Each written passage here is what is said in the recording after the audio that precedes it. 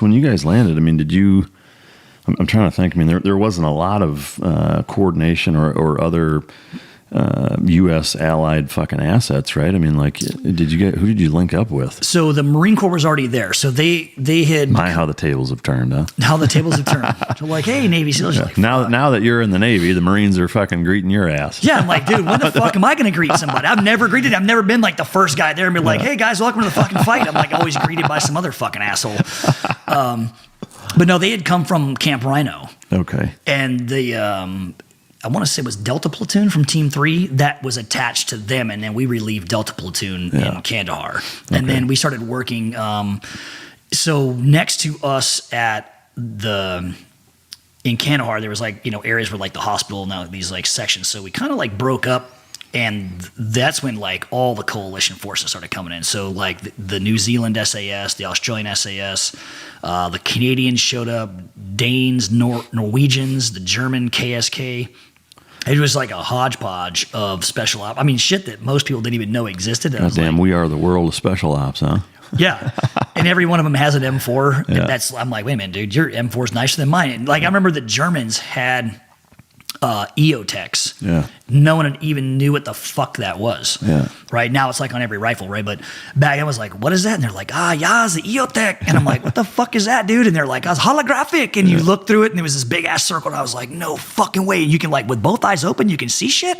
Like, that's fucking incredible, dude. Give me one of those. Oh my God, you guys are, you know what I mean? Fucking Germans. Yeah. So it was cool to like just see everybody's equipment, to see, how that whole thing came together. And, we were there not very long, maybe a week and a half. And the Green Berets that were next to us, from 5th Group, if my memory is correct, from 5th Group. They were from Fort Campbell, Kentucky. So it was 5th Group. So they go on this mission, this like pre-dawn raid. And I remember being jealous as a motherfucker. I'm like, dude, why aren't we going? What the fuck, man? This, like, again, this whole tip of the spear thing, right? Impatient motherfuckers that we are. So they go on this raid, and the story that I heard was that they ended up lighting up a bunch of people who were not supposed to be lit up. And so they were like asked to leave Afghanistan. So they were there one day, they go on this fucking raid, and then the guys coming back, and they're like, hey man, can we borrow your wash bucket? And I was like kicking it with this dude, like hanging out. And he's cleaning his gun and washing off his like knee pads and his boots. It was like, dude, he was bloody as fuck. He was covered in blood. I'm like, God damn, what were you guys out there doing? It's like you were in a slaughterhouse or something, right? No shit.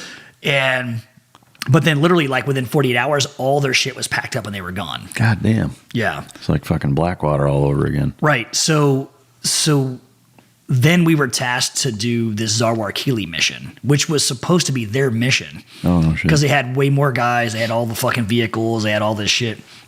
But I believe literally the only reason we were there is because they were gone. So we get picked to do this mission, which is a BDA, right? To go in. Which is battle damage assessment for those of you listening. Those of you assholes that don't know what BDA means, go ahead. That's right. It's not big dick ass. Battle damage assessment. So we get told that we're going to go into this cave complex, and they have these like just really shitty, satellite pictures of it all. And it was, the Marine Corps was going to fly us in, and we're going to do an in-flight refuel in these CH-53 Echoes, these big-ass helicopters. And it was like a 3-hour insert to get out there from where we were at. And we end up right on the Pakistan border. And this valley of caves was built by the CIA. Oh shit! Right when they were back in the Mujahideen fighting the Soviets, and this cave complex has never been penetrated. The Soviets tried to get, and they got their asses handed to them by the Afghans. Well, now they're like, "Hey man, you 16 guys are going in there." And I'm like, Bob. You're like, did you not just hear yourself with the fucking history brief you just gave? And now you're like, hey, it's cool. We got 16 dudes. But we had a contingent of Marines. There's 50 Marines that went with us. And the idea is that we're all going to insert and we're going to patrol through this valley and hit all these caves just to take pictures. And the Marines were just going to be our like perimeter security and kind of just move along the, Was this, in terms of the battle damage assessment, was this after it had the shit bombed out of it? Or? It was. So it was bombed like the day or 2 days before we got there. Mm-hmm. So we land, and it's supposed to literally be like 6 or 7 caves, right? Is this, not to interrupt again, but is this the Tora Bora region? Is that after that campaign, or is this totally This different? is after Tora Bora. Okay. So Tora Bora was done by CAG. All right. And so we were not a part of that. That was like CAG, and I think maybe SAS, SBS guys were with them. Anyway, so we're going to do our own version, so to speak, of like Tora Bora. And we're just supposed to like patrol, take some pictures. Hey guys, you did it. Good for you. Yeah. And we get the fuck out of there. So we're told that we're going to be there for 12 hours at the most. Mm-hmm. And so we make this decision. We're like, okay, well, we're going to pack for 24 hours. We'll take a couple extra MREs. We'll take a couple quarts of water. Right? Maybe a jacket. Maybe a jacket, right? Hey, you might be, right? Take a jacket. Fuck it. So, we hit the ground, and it's not 6 caves. It's more than 75 caves. And all the bombs missed. So the cliff faces are like steep, and the bombs just, they're, because it's just a blank carpet bombing type deal. Yeah. So essentially they just missed everything. Mm-hmm. So now they're like, well, guess we're doing cave assaults. No, and I'm like, whoa, I'm a point man. That means I go in there first. Like, I'm like, holy terrifying. Vietnam tunnel rat. Yeah, but these some of these caves are big enough to drive vehicles through. Yeah. And they had underground jails and power, and they had like a fucking jihadi Starbucks in one of them. And like, but it ended up being we found so much shit that they wouldn't let us leave, and so now this 12-hour mission ends up becoming 9.5 days. So we're out there for 9.5 days patrolling and blowing shit up, and so the cave thing was just like the beginning of all this shit. And so we found more munitions than again, I'm probably going to be somebody's going to Google this shit and fucking tell me I'm a fucking idiot. What I was told and we do know, what I know anyway, is that it was the largest cache of weapons and munitions that have been found since like World War I. No shit. Yeah, because it was, like I say, man, it's more than 70 caves, and there's millions of rounds of ordnance and all kinds of shit.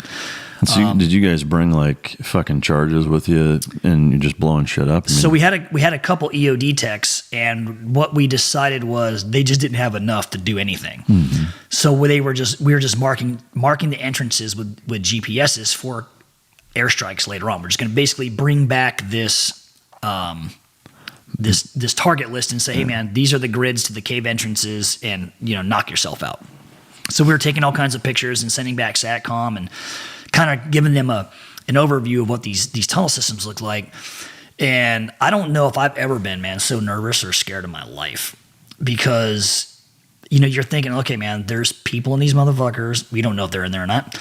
There could be booby trap. There could be anything going on in there.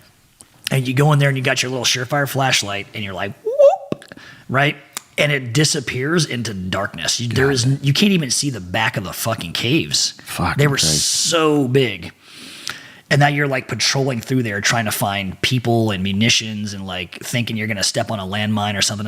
But what are you going to do, man? Yeah, like, that's why you're here. That's why you're here, man. You're here to, you're America's finest. You earned it. Congratulations, dick face. You know what I mean? You're welcome, America. And now you're like in this cave. I remember just being so like just nervous and like, holy fuck, man. I will be the first dude that takes a round to the chest. There's no doubt about it, right? Yeah. And, so that type of stuff. But you just kind of get into the rhythm, and all of a sudden it just, okay, man, fuck all this. We're here to do a job.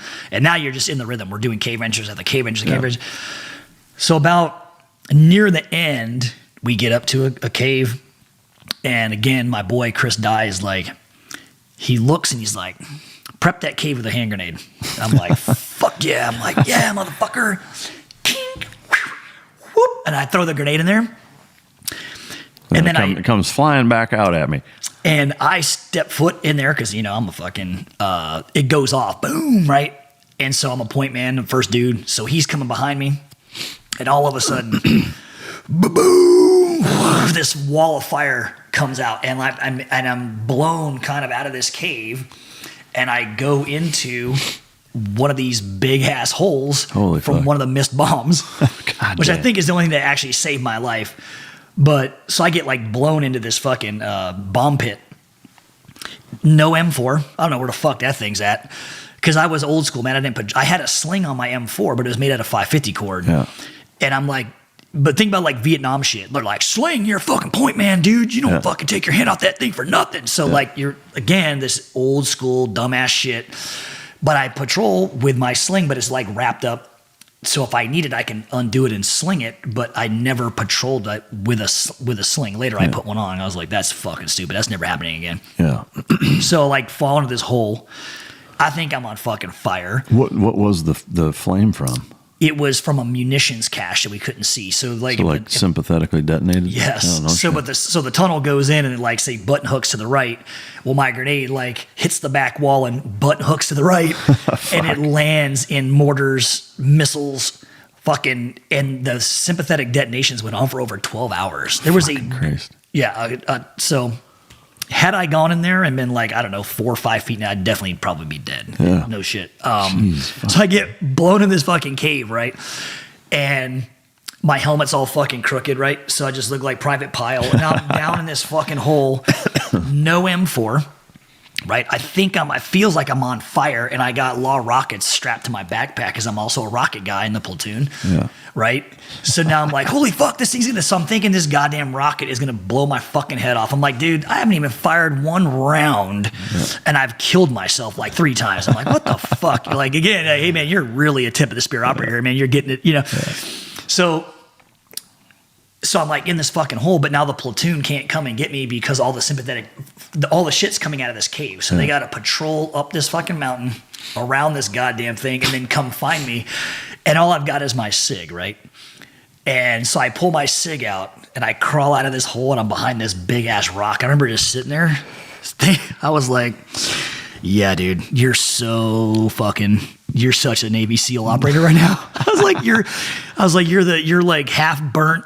Like, you know, like you're like no rifle. No rifle. Like you are like the world's worst fucking operator. I just remember just thinking about this, like, dude, is this how it ends? It's like all this shit. I'm like, is this it? Like, if I'm like, man, this is it, dude. And so the platoon comes around and they see me by this fucking rock, and our corpsman walks up, typical team guy shit, right? He like walks up and he's like, fuck man, you all right? I'm like, yeah. He's like, wiggle your hands. Can you feel your face? And he's like, boop, boop, boop. He's like, you're good, man. And then my buddy's just like, here you go, bro. Want this back? He hands me my rifle. And I was like, holy fuck, man. And then one of the guys is like, man, we thought you were dead. And I was like, what? And they're like, yeah, there was like, you were standing there.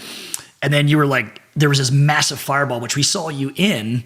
And then as it dissipated, you were gone. We like thought you were completely just incinerated by Did your fucking rifle come flying out, or how did they find it?